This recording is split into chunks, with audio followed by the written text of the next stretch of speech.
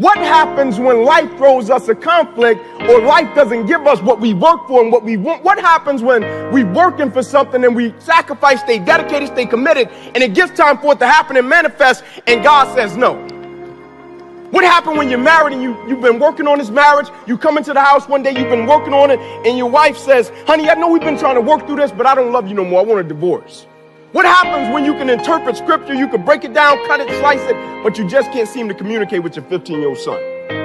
What happens, better yet, you've been building a company, everything has been going great, and you get to the point to where it just doesn't work out the way that you want it to work out, and the opposition, the adversity, and the challenges set in. And now this is why I love adversity, because adversity introduces you into who you really are as a person. And I don't even think more times than not, the problem is not even the adversity. The problem is when the adversity reveals who you really are, you can't take it. What do you do when everything is falling apart?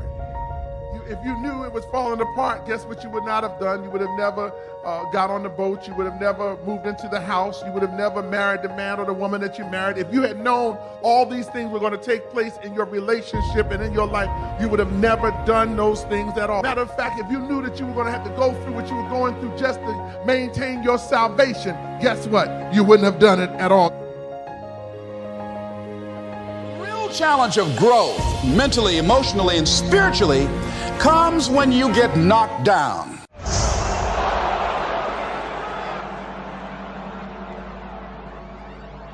What is it you said to the kid? It ain't about how hard you hit. It's about how hard you can get hit and keep moving forward. How much you can take and keep moving forward.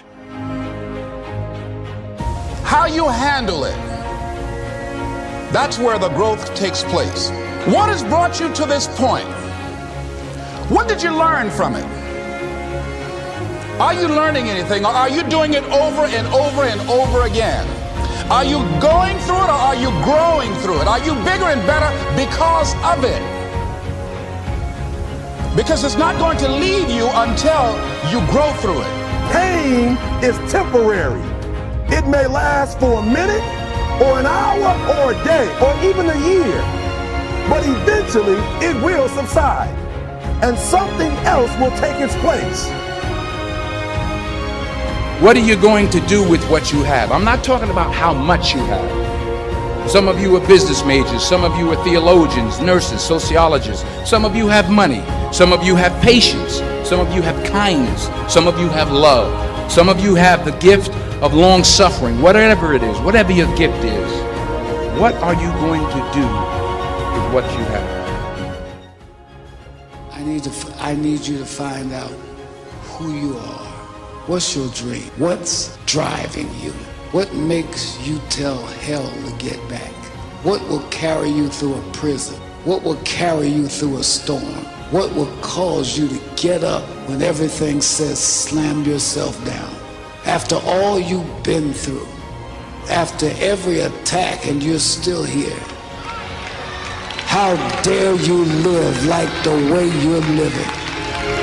By the same token, if you want to begin to move, you got to clear your mind of all the unnecessary luggage and baggage that's weighing us down. So pretty soon, I learned through effort, made a conscious, deliberate, determined effort. I had to let it go. I had to forgive it. Let it go and begin to focus on developing myself. And I say to you, you're going to have people to do things to you. Things are going to happen to you. And the most important thing to do is to harness your will and let it go so you can get on with your life. It doesn't matter about what happens to you. What matters is, what are you going to do about it? That's how winning is done. Now, if you know what you're worth, then go out and get what you're worth. But you got to be willing to take the hit. And not pointing fingers saying you ain't where you want to be because of him or her or anybody. Cowards do that, and that ain't you. You're better than that. When you want something out of life, don't worry about how you're going to get it. How is none of your business.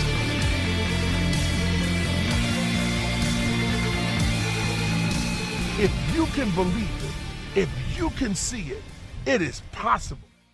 Because as humans, I think naturally we go into situations sometimes and we're selfish. And so we want to see, how can this benefit me? How can I go into the situation and it best benefits me and everybody that I'm connected? Like, how can I get the edge in this situation? Instead of stepping back and understanding that when you're selfish, it's a dangerous thing, because when you're selfish and you go into situations at a certain point in life, we're always going to come up against something that's a lot tougher than us. And if we're always selfish, 9 out of 10 times, if the only thing we think about is just ourselves, when we hit something that's a lot tougher than us, we don't have a driving force to do what we do. And so it's easy for us to surrender, step back and say, man, forget it.